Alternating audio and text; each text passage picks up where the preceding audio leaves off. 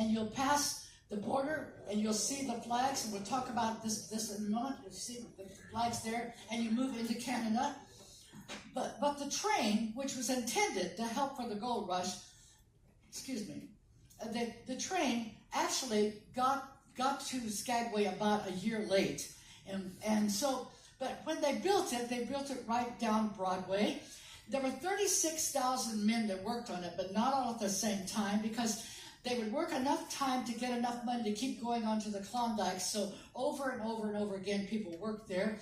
They built this trestle, and it's really quite amazing. This is what it looked like about 10 years ago. This year I've been up there twice, and the whole middle has caved in. But let's go back to this original picture. There was where they built it.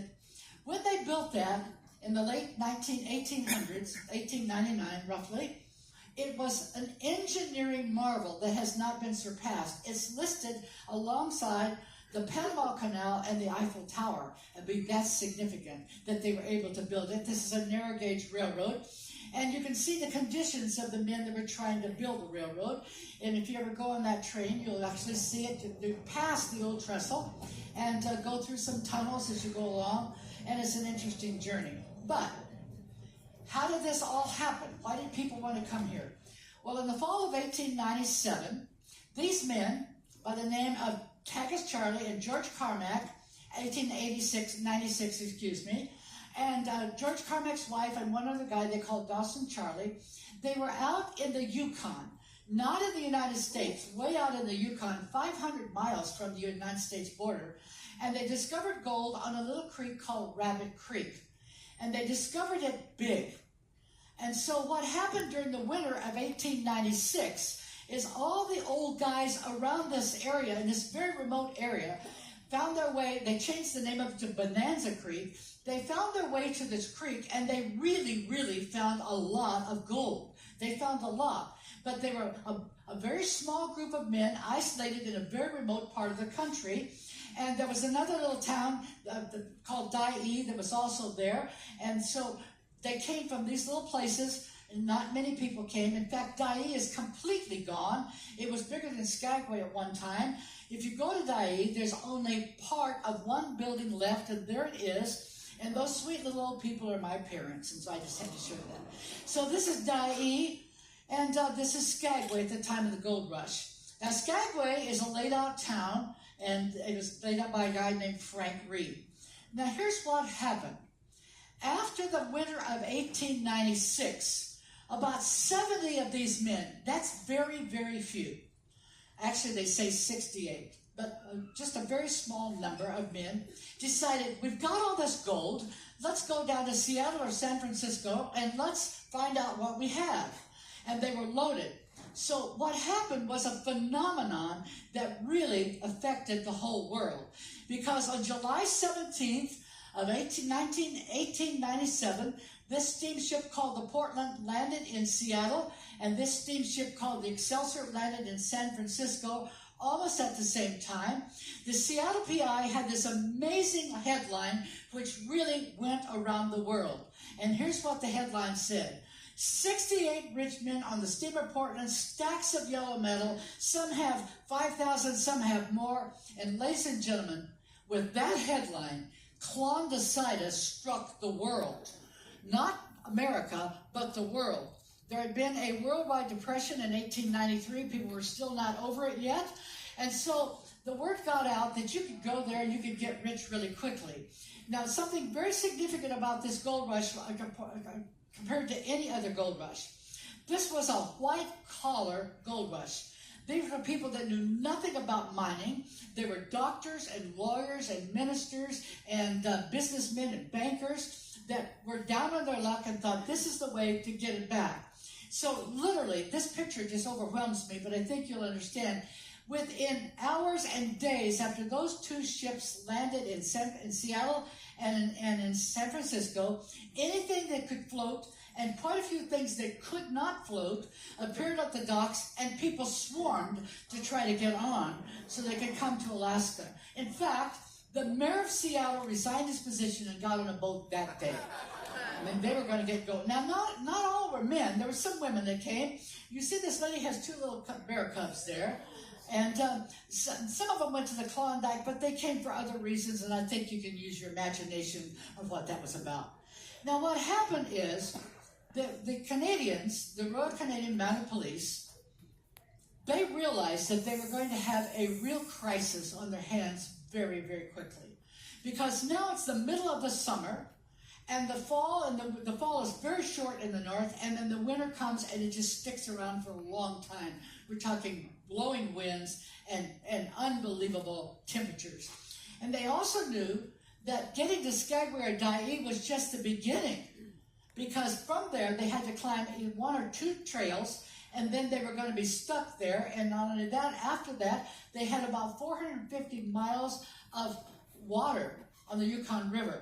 So they said, you know what's going to happen? People are going to freeze.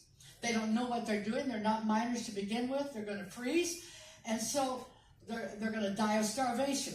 So they literally made it a law, not a suggestion, but a law that any man or woman that went up the trail, this says 1,500. I've never seen 1,500 anyplace else. Everywhere I've ever read it says 2,000 pounds. And these are the things that were required. Now, you could take more, but this is what was required. And literally, it was amazing, because every man and every woman, it wasn't every family, it was every man, every woman had to carry these supplies up across the trails and so forth. So the docks became packed with these supplies. Now, I haven't had time yet on this particular cruise to share with you about the tides in Southeast Alaska, but they're phenomenal. They can raise 12 to 14 feet 4 times a day. So a lot of people lost everything right on the dock because they didn't take advantage of that. Now, the Mounties were very, very smart because they saved a lot of lives. But ladies and gentlemen, they have lowered their standards today, to say the least. Well, let's take a look at some of the ways people tried to get to Alaska. This was one of the roughest ways here. This was up across the Yukon, and then up through the Aleutians, and then up to St. Michael, and then take the Yukon River. And you see right here where they have those two little pickaxes, that's Dawson. So that was a horrible way, because the Yukon River was frozen half of the time. Now, this particular way right here had a glamorous name, but that was all that was glamorous about it. It was called the All-American Route. Very glamorous name, but it was a horrible place. It went from Valdez, and Valdez, it doesn't now, but about 6 miles back, but at that time there was a glacier right at the front of Valdez. They built the town right on the debris, and that's why they lost the town in the earthquake, but that's another story. But anyway, they had to get across that glacier. There were literally 4,000 people that tried it, and just a handful, less than 10, made it. It was miserable. So the only thing about that was just the name. This is another horrible route, to go all the way up, drop down into Alaska, and come in like this. And that didn't work because it didn't work well, because they were using horses, and the flies in the fall were so thick that they stopped up the nostrils, and horses couldn't breathe. So that wasn't a good way. Some came up through British Columbia, but most of the people, about 85 or 90%, came up the Inside Passage to Skagway, right by Haines. We're going to be in a couple of days, very, very close, and either went to Skagway or to Dyea. Very, very close as the crow flies, about 10 miles between the two. So these are the routes that you could take to get there, and they were all going to Dawson City, which looked like this. Pretty like a mud pit. But what's interesting about it is this, that actually this is one of the largest cities in Canada. Now, I may have some trouble with my computer right here, but if I do, I'll fix it. I realized I had a problem last week. So anyway, these are the routes that they could take. And you see the arrows. They're supposed to work. They're not working. But this is the White Pass that went from Skagway, and this is the Chilkoot Pass. I'm going to see if it'll advance, because last week it would not advance from here, so I'll do it myself and make it work for you. There we go. We should be fine now. Okay, so just to give you an idea of some of the conditions. Now, when they went up both of those trails, they culminated at this little lake called Lake Bennett. Now, by the time they got there, that lake was frozen. And I'll show you in a moment the conditions of the trail. So they literally had to winter there. This is the White Pass that goes from Skagway. And if you go up the trail, you can actually see they've actually marked at the Trail of 98. The conditions were awful, just awful. Remember, they're still having to take 2,000 pounds. So they had to carry them, come back, get more, carry them, many trips, probably double or triple the distance. Just give you an idea of some of the camps along the way. And they took a lot of horses. They took sheep and cows, and they paid Native Americans to carry packages for them. And they literally drove the horses until they died. And there's a place there called Dead Horse Pass where several thousand horses just dropped dead. Now, this picture may mess up again if it does. Once again, if it doesn't advance, it's not going to. And I didn't even think about that before I came today, but I apologize. But I know how to fix it. Okay. Now, this is the Chilkoot Pass, probably one of the most famous American pictures ever taken. Now, they called it the Golden Stairs, and they really stairs because so many people went up it, they made steps. This might be, in that one page that you had about the Klondike in your history book, you might have seen this picture, because it's very iconic. But you see these little black dots coming down on each side. Can you see them? Say yes. Yeah. Okay. So, I'm a teacher, and if you're not with me, what's the point of my being here? So anyway, what they would do, they would take about 50 or 60 pounds from that staging area, get to the top, stack it up there, and slide back down and start all over and over. You do the math. Take a look at what the trails look like. They said that greed was so rampant that if a man or woman got out of line, it might take him a whole day to get back in. Nobody wanted to get him in. If you can use your imagination and feel wind going down through there, you know this bad. And there's just another picture of it. Now, I've done some fantasizing about the easy life that we live today. And I thought, I don't think it would be like this if it was today. I think if something like that happened today, that the picture would be different and it would look like this.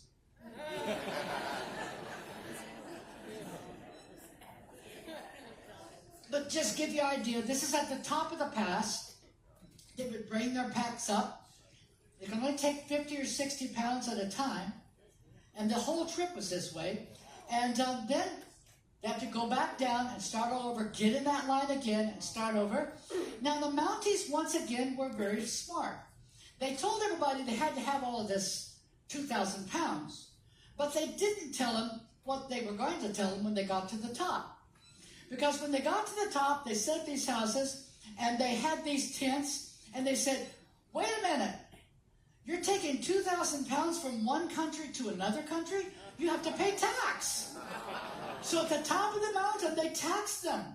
And truthfully, some people just had to leave right from there. They didn't have any money. So it was a game on both sides. Walking through Skagway one day, I saw this. This is called a Yukon stove, and it's one of the things that was required. Probably weighs 50 pounds by itself, and that was just one of the things they had to take with them. Just some conditions to give you a feel for the conditions of what it was like. And you can see, this is a little roof of a house completely buried, and here's the people waiting their turn to get in line again or maybe pay their taxes. Now, when you get to the very top of either one of these passes, this is the lumber you see. Now, what they also didn't realize, that once they got to wherever they came from, Cincinnati or Australia or wherever, once they got to Skagway or Dyea, then they had to get across these passes, and then they had to go 450 miles by water. No one told them they had to need a boat.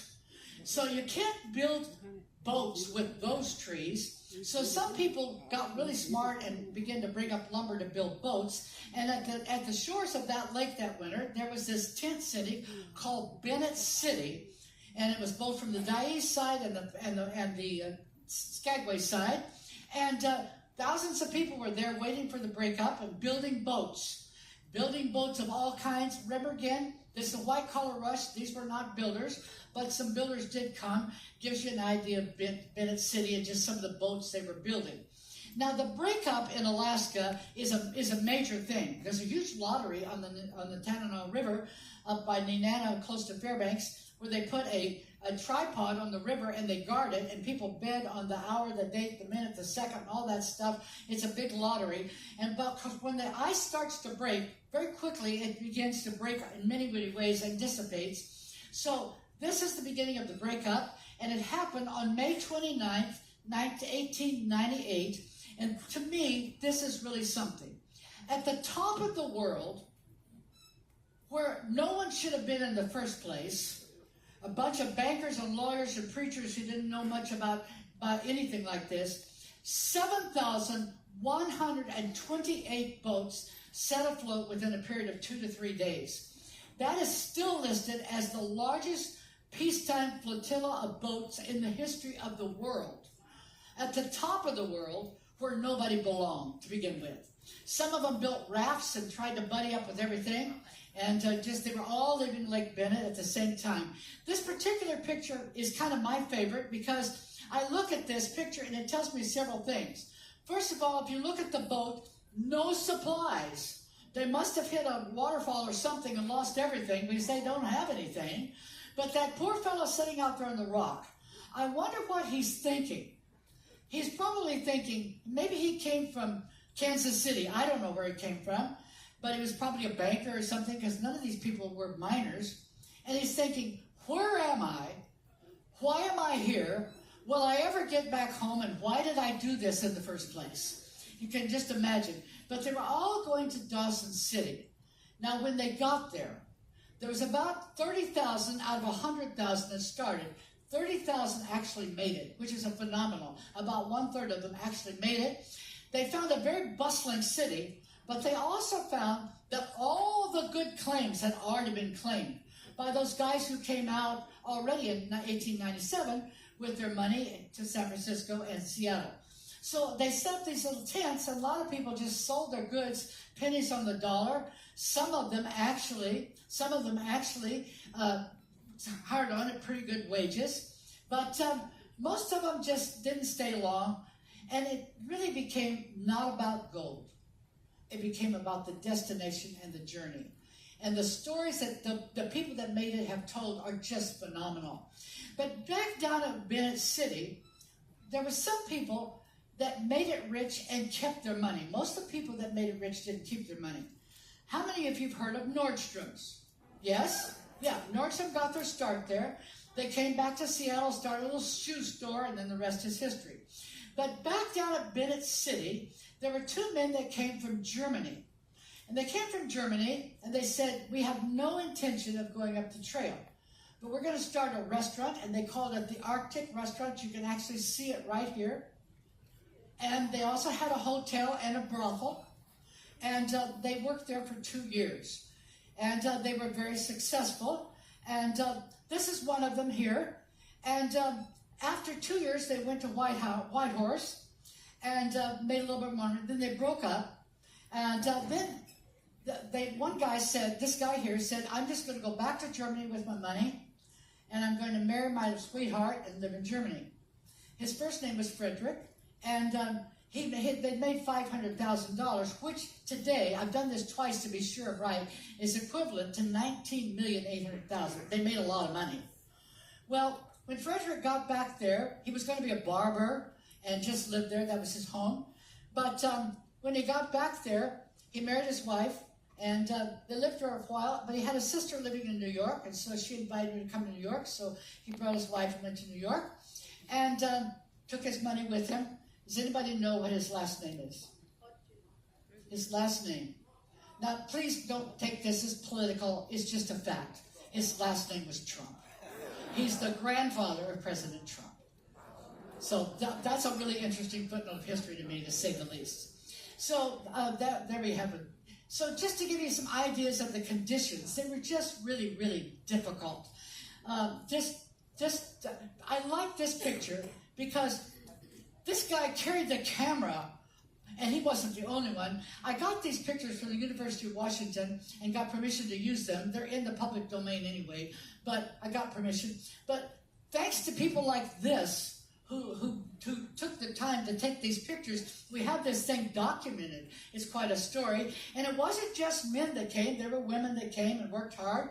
But it was just really, really hard. And a lot of them, once again, it became a badge of honor that they had made it and they had made it home. One guy said, I came with 30 cents. I left with less, and I would do it all again. It was such an adventure, and such a bonding, as you could just a few ideas of it. Some of them just stayed behind. They gave up and said, I'm done, and left. Well, in the meantime, things haven't changed too much. The press showed up. And when the press got to Skagway, and they heard about the 2 passes, and they heard about the 450 miles, they said, no, we're not doing that. We're just going to send the news out from here.